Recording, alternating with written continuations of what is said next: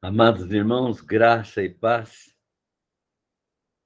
Nós vamos dar continuidade nesta oportunidade ao estudo do livro de Mateus, o Evangelho maravilhoso de Mateus, né? Esse evangelho que trata da história do Senhor Jesus Cristo de uma perspectiva judaica para os judeus e que foi escrito para demonstrar a sua perfeita divindade e o seu direito de ser o Messias, o Rei de Israel.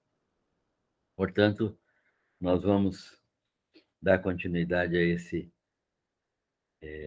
estudo que já tem demonstrado que Jesus autenticou a sua divindade por meio dos muitos milagres que realizou. Hoje nós vamos ler o texto bíblico de Mateus 12, os versículos 38 a 50. São 13 versículos e nós vamos ler nesse momento. Então, alguns escribas e fariseus replicaram a Jesus: Mestre, queremos ver de tua parte um sinal. Ele, porém, respondeu: Uma geração má e adúltera pede um sinal, mas nenhum sinal lhe será dado, senão o do profeta Jonas.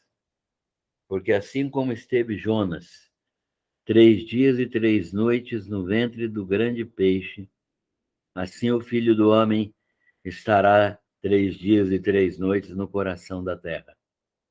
Ninivitas se levantarão no juízo com esta geração e a condenarão, porque se arrependeram com a pregação de Jonas.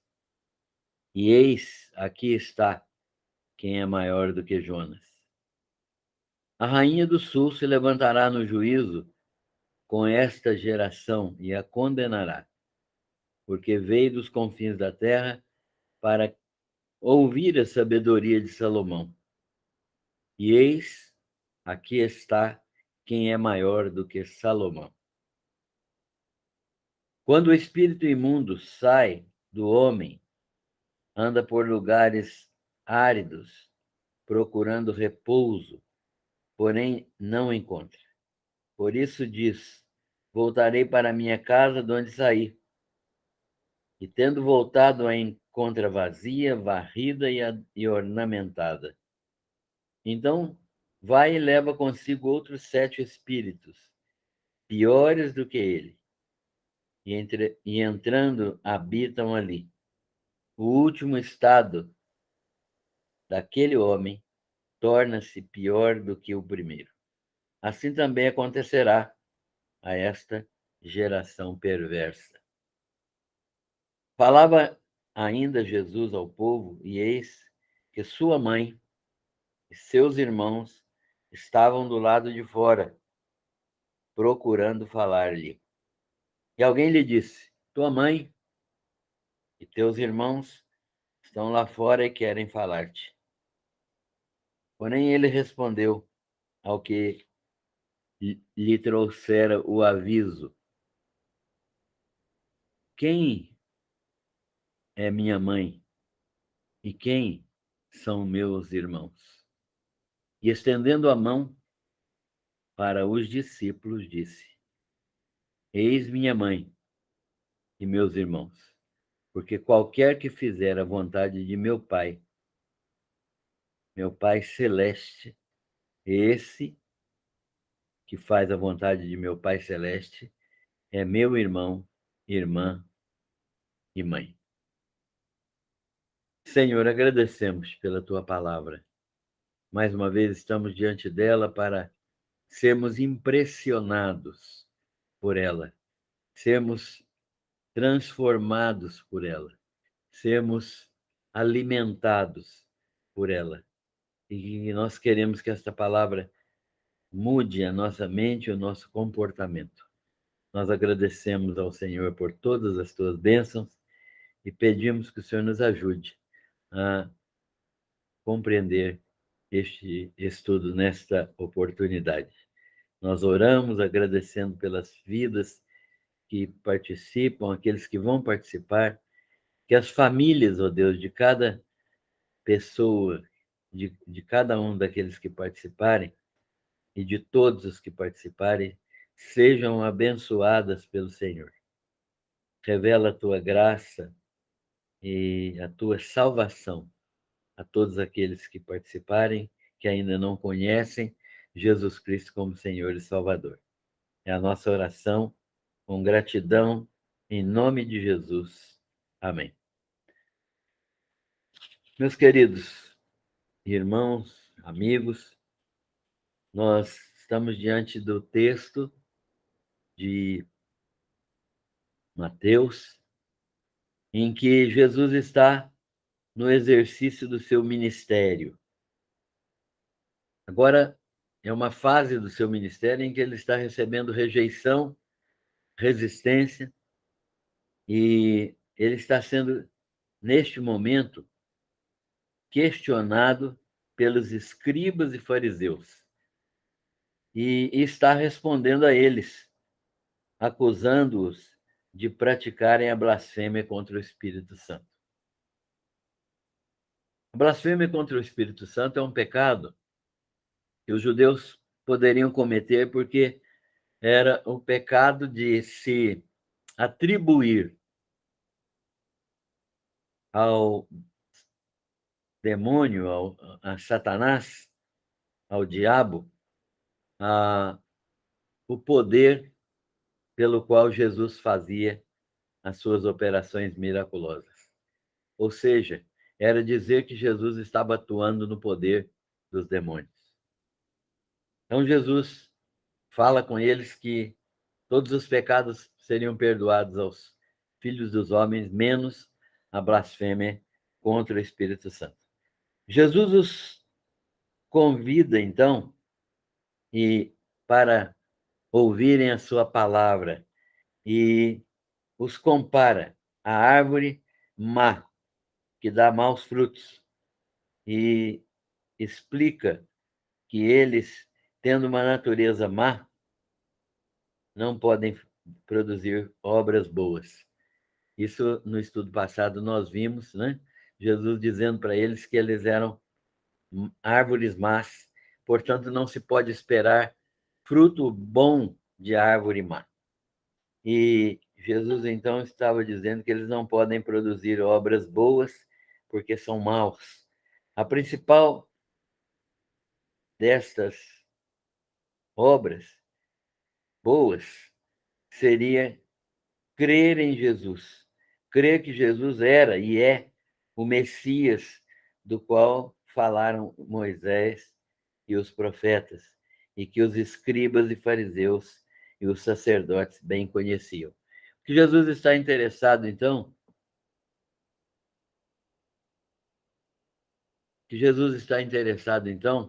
é em que a sua pessoa seja reconhecida como Messias.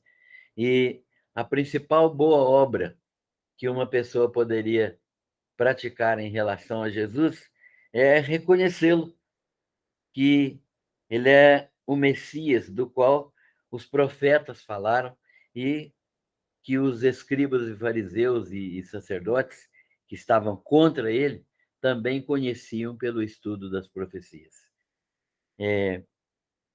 Jesus então diz para eles o seguinte: olha, vocês estão pedindo um sinal, mais um sinal. Eu já fiz tantos sinais aqui no meio de vocês, mas vocês estão querendo um sinal do céu, alguma coisa espetacular. Mas nenhum sinal será dado a esta geração, a vocês e todos que vivem neste tempo. A essa geração só será dado o sinal de Jonas. Escribas e fariseus pedem então a Jesus esse sinal, uma ação miraculosa, uma ação diferente das muitas que Jesus fez e que eles viram, mas que atribuíram a Satanás. Talvez eles quisessem ver cair fogo do céu, como no tempo de Elias, ou talvez eles quisessem ver o sol parar, como no tempo de Josué, ou outro sinal portentoso que só pudesse ser obra divina. Isso eles estavam esperando, eles estavam querendo isso. Mas Jesus não fez nenhum desses sinais para satisfazer a curiosidade, porque sabia que eles eram incrédulos e que, mesmo com esse tipo de sinal, dificilmente eles creriam em Jesus, como realmente não creram em Jesus e o crucificaram. Jesus, então, responde com firmeza: uma geração má e adúltera. Por que Jesus fala em geração má e adúltera? Uma geração má e adúltera pede um sinal, mas não lhe será dado nenhum sinal senão o do profeta Jonas. Por que geração má e adúltera? Má, porque seu coração era mau, seu interesse era armar ciladas para conseguir motivos legais para matar Jesus.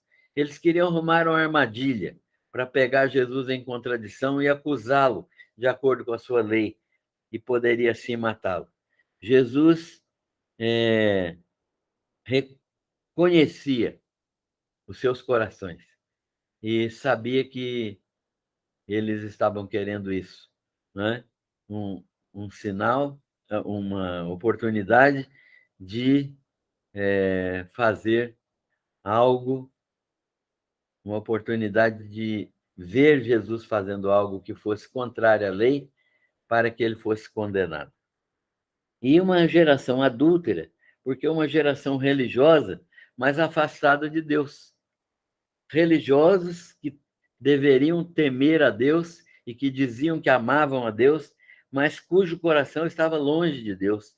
Isaías havia profetizado a respeito deles, dizendo: povo que honra com os lábios, mas seu coração está longe de mim. Eram religiosos, mas não temiam a Deus, faziam apenas aquilo que era da religião, rituais, cegos, rituais secos, vazios de significado. Apenas faziam aquilo por fazer, mas o seu coração estava longe de Deus. O único sinal, então, que Jesus propõe para eles é que seria concedido a eles o sinal do profeta Jonas, que era exatamente o que Jesus estava querendo que eles entendessem, que era a sua morte e ressurreição e a permanência 3 dias na sepultura. Jesus, então, deste modo, está ensinando a eles e respondendo aos judeus que algumas coisas importantes.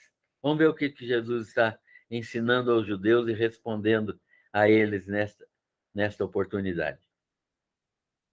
Jonas está mostrando que Jonas, que os judeus consideravam um profeta real, um profeta verdadeiro, um profeta que existiu historicamente, com existência histórica comprovada e cuja história eles consideravam pura e verdadeira, Jesus está demonstrando que Jonas era verdadeiramente um profeta que existiu. Segundo, Jesus está mostrando para eles,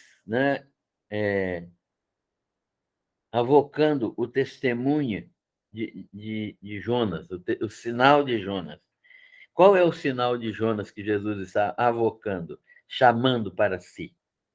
É um sinal muito superior a qualquer outro sinal possível.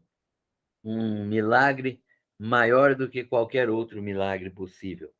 Ele está falando da sua morte, mas da sua ressurreição.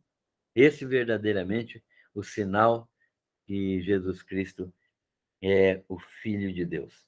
Sua morte e sua ressurreição, simbolizados pela permanência de Jonas 3 dias e 3 noites no ventre do grande peixe, e retorno vivo à Terra, né? Então, esta oportunidade esta oportunidade que Jonas teve de voltar vivo à Terra depois de passar 3 dias e 3 noites no ventre do peixe, simbolizava, sinalizava, apontava para a ressurreição de Jesus Cristo e a sua morte e o seu retorno à vida. Então, esse sinal era o sinal que Jesus estaria dando aos judeus. Jesus, então, coloca isso como testemunho fundamental, demonstrando que este sinal, a morte e a ressurreição, é o maior e mais importante sinal identificador do ministério de Jesus e do seu ministério como Messias. Jesus é identificado por esse sinal como o Messias verdadeiro, o Messias Filho de Deus, que veio para salvar o mundo, para salvar os pecadores. E Jesus é, então, por este sinal, visto como Messias. Escribas e fariseus tinham que entender que Jesus era verdadeiramente o Messias que ele propunha ser, o Filho de Deus que ele dizia ser e que estava visto, propagado e que estava definitivamente provado pelos seus milagres. Mas Jesus ainda tem um outro ensino. Ele compara os judeus com os meninos. Compara o judeu com... No estudo passado, nós vimos que Jesus compara os judeus com meninos. Mas aqui ele compara os judeus com os ninivitas. Quem eram os ninivitas? Os ninivitas eram habitantes da cidade de Nínive, uma nação ímpia, cruel, violenta, mas que mudou de comportamento pela pregação de Jonas. Jonas levou uma mensagem de acusação, e essa mensagem judicial de Jonas, dizendo que Deus, em 40 dias, se não houvesse mudança, estaria derramando a sua ira na cidade de Nínive. Então, essa pregação judicial produziu mudança de comportamento lá entre os ninivitas. E Jonas, então, pregou lá em Nínive, né? E uns cerca de 800 anos antes deste fato que Jesus está narrando aqui. E, portanto, Mateus está usando esse episódio aqui para demonstrar como Jesus está ensinando aos judeus, aos fariseus, aos escribas, aos sacerdotes, que se eles creem em Jonas, que é um profeta real, eles têm que crer também em Jesus, porque Jesus é maior do que Jonas. Então, Jesus fala que eu sou maior do que Jonas. Está aqui quem é maior do que Jonas. Nessa expressão eu sou, Jesus utiliza-se da mesma expressão que Deus se apresentou a Moisés, quando Moisés pergunta quem me envia a Faraó? E Deus disse para ele: eu sou, te envia a Faraó. Quer dizer, o nome de Deus, na verdade, é essa expressão, não é? Eu sou. Jesus está usando isso aqui e mostrando que essa é uma oportunidade de os fariseus, os judeus, etc., conhecerem Jesus porque ele está falando de Jonas. Se Jonas é um profeta real, histórico, que tanto Jesus confirma como os judeus creem nele, então esse testemunho é verdadeiro. Ele é maior do que Jonas. E por isso ele está reivindicando a sua divindade e o seu messianato. Então, nós estamos vendo que Jesus afirma aos fariseus que ele é maior. Quem crê na mensagem e na existência de Jonas tem que crer que eu sou o Messias. É isso que Jesus está falando. Quem crê na mensagem e na existência de Jonas tem que crer também que eu sou o Messias. Por isso, Jesus está confirmando esta verdade. Mas Jesus ainda diz para os judeus que a rainha do sul, né, que visitou a Salomão, a rainha de Sabá, que visitou a Salomão para ouvir a sua sabedoria, ela no juízo ela se levantará contra esta geração, ou seja, ela servirá de parâmetro para o julgamento dessa nação rebelde que se tornou a nação judaica. Por quê? Porque ela se submeteu a vir até Salomão para aprender dele. Ora, esta mulher veio até Salomão para aprender dele da sua sabedoria. E, e Jesus está dizendo: aqui está quem é maior do que Salomão. Se vocês creem que Salomão ensinou a mulher rainha lá do sul, se vocês creem que ele tinha autoridade para ensinar essa mulher, se vocês creem que ele verdadeiramente é um escritor sagrado, eu sou maior do que Salomão, então vocês têm que crer também em mim, não é? Porque eu sou maior do que Salomão. Se vocês creem em Salomão, devem saber que eu sou o Messias, filho de Davi e descendente de Salomão. Ou seja, por meio de Davi e por meio de Salomão é que veio a descendência de Jesus, né? Com direito ao reino e ao reino de Israel. Sou o Messias que foi prometido a Israel.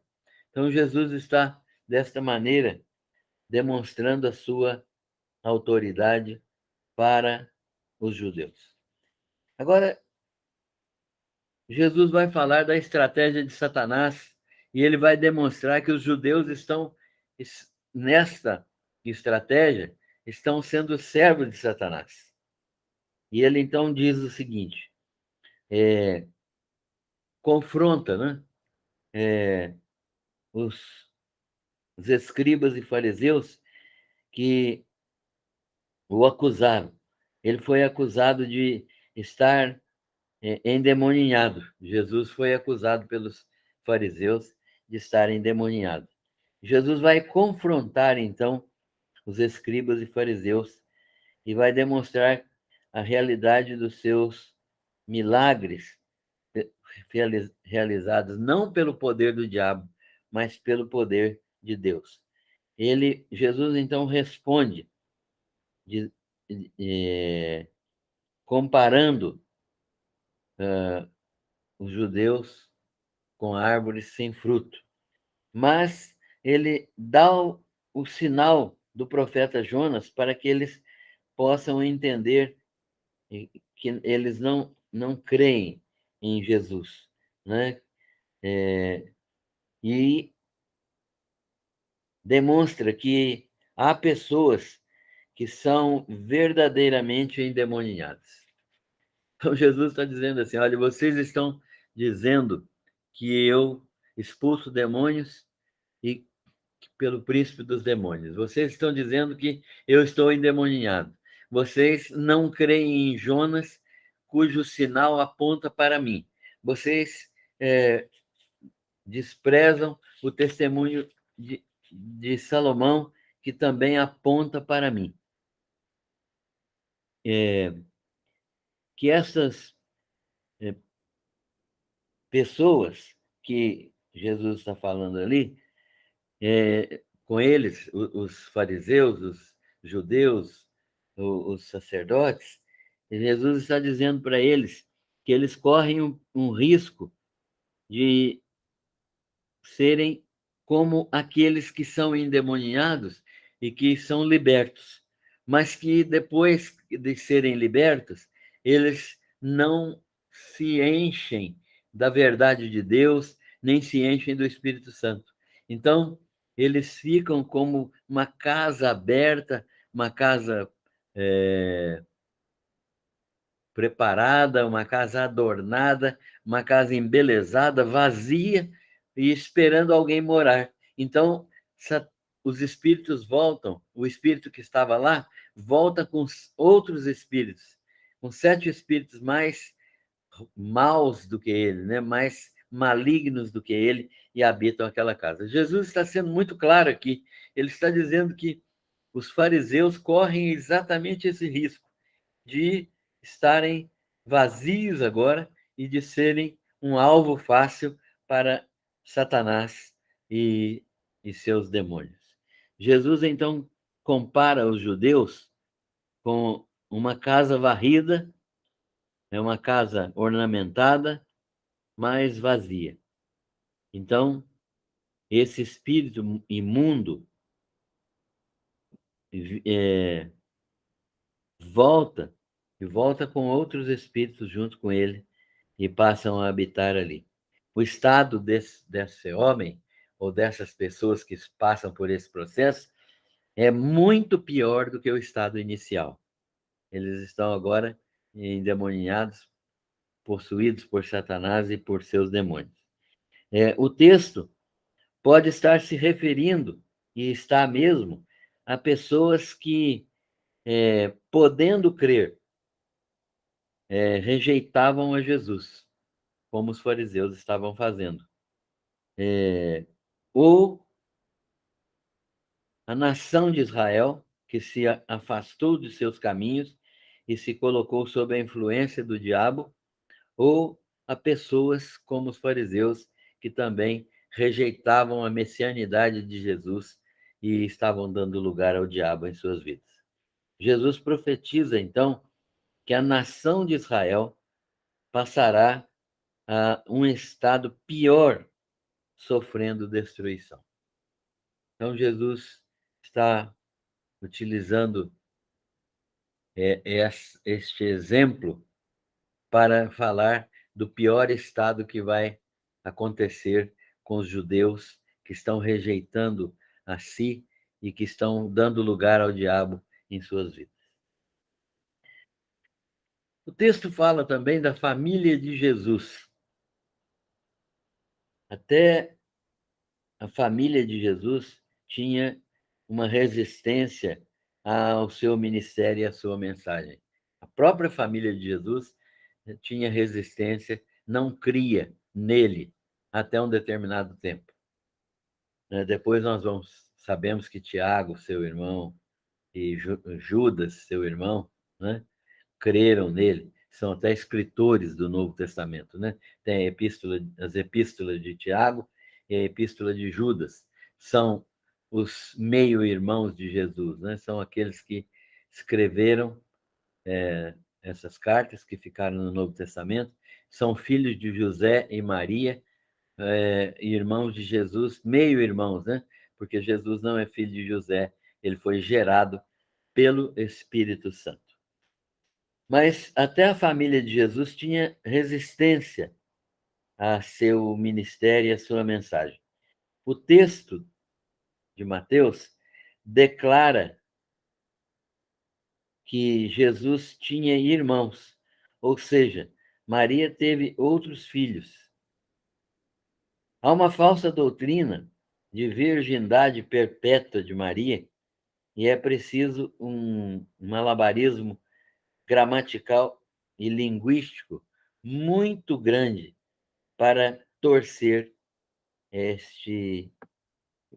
esta verdade que está registrada na palavra de Deus.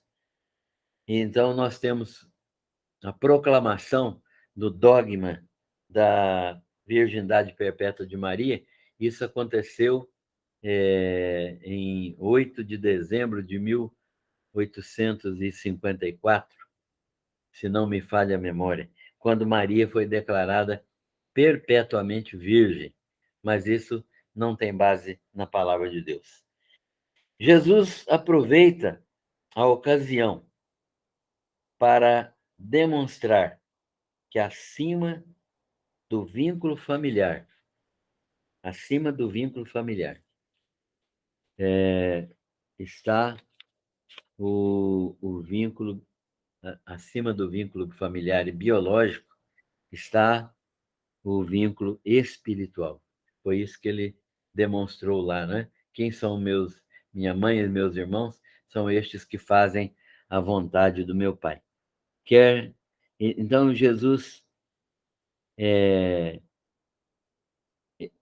está dizendo que o vínculo mais importante é o vínculo espiritual e que ser crente em Jesus Cristo, ser seu discípulo, é verdadeiramente ser sua mãe e seus irmãos, né? É ser filho de Deus, é ser sua mãe e seus irmãos. Qualquer que fizer a vontade de Deus, Pai, né? Qualquer que estiver andando na vontade de Deus, ele é o crente que verdadeiramente se coloca como irmão e irmã e mãe de Jesus. Tem um vínculo espiritual com Jesus e pertence à família espiritual de Jesus, né? Ok. Concluindo, então, e fazendo algumas aplicações a respeito desse texto, quais as conclusões e aplicações que nós podemos tirar aqui? Primeira delas, a oposição sofrida por Jesus é clara, sistemática, constante, demonstra a incompatibilidade deste mundo com o reino dos céus.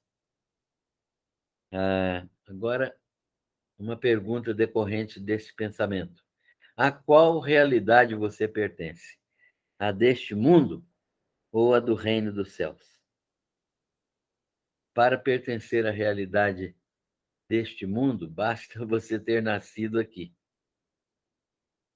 Para pertencer à realidade do céu, você precisa nascer de novo, precisa experimentar a salvação em Jesus Cristo, arrependendo-se dos seus pecados e crendo nele como seu único e suficiente Salvador. Segundo, o sinal de Jonas fala do maior sinal dado pelo Senhor Jesus, sua morte e sua ressurreição. Você crê que Jesus Cristo ressuscitou? Mas há uma acusação contra os judeus. Os ninivitas, que eram maus, se arrependeram e Israel não demonstrou arrependimento, né? Então, você crê que esse sinal de Jonas é a morte e a ressurreição do Senhor Jesus? Você crê que Jesus ressuscitou? Se não crê, você vai experimentar aquilo que os judeus vão experimentar, a acusação dos próprios ninivitas. que se arrependeram com a pregação de Jonas. E Israel não se arrependeu com a pregação de Jonas. E Jonas foi um sinal bem característico de Jesus, um sinal, um tipo de Jesus, porque Jonas esteve no ventre do peixe 3 dias e 3 noites e saiu vivo. Jesus Cristo morreu, esteve sepultado 3 dias e 3 noites e foi ressuscitado. Então, este sinal é suficiente para crermos que Jesus ressuscitou dos mortos e que ele, assim, pode operar a nossa salvação. Terceiro, o coração que não é ocupado por Jesus pode ser ocupado pelo diabo.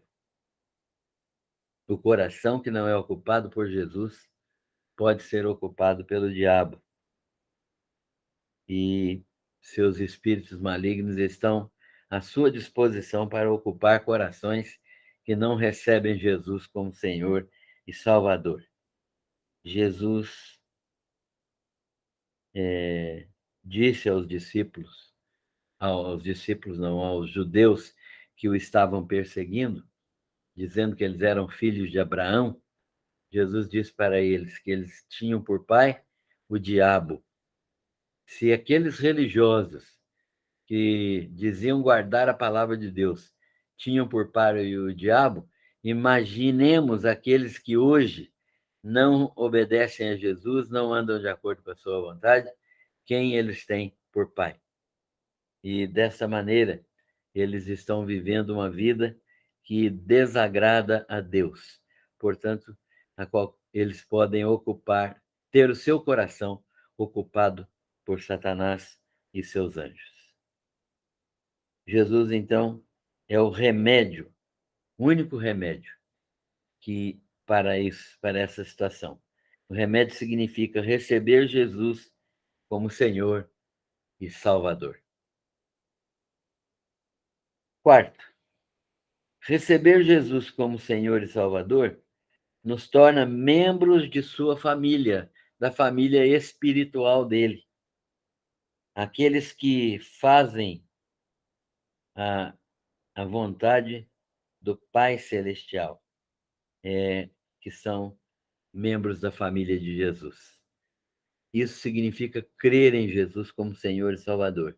Você crê no Senhor Jesus Cristo como Senhor e Salvador? Qual é a sua posição hoje em relação ao Senhor Jesus? Quinta e última aplicação. Você é dos que esperam um sinal espetacular, um milagre pessoal para crer em Jesus? Ou é daqueles que creem no Senhor Jesus ressurreto por causa da palavra dele na Bíblia Sagrada? Qual é a sua posição? Você espera um milagre ou crê no milagre da ressurreição que está sendo anunciado há 2000 anos pela Igreja do Senhor? Qual é a sua posição? Quem não crê na ressurreição do Senhor Jesus está perdido, está dominado por Satanás. Nós precisamos de crer na ressurreição do Senhor Jesus e crer que Ele é o nosso Senhor e o nosso Salvador. Que Deus abençoe a nossa compreensão da Sua palavra e que Ele enche o nosso coração com o seu Santo Espírito, para que nós sejamos testemunhas dele onde quer que Ele nos mandar. E para que aqueles que ainda não creem no Senhor Jesus possam crer nele hoje e possam ser salvos pela sua graça. Deus abençoe a todos. Amém.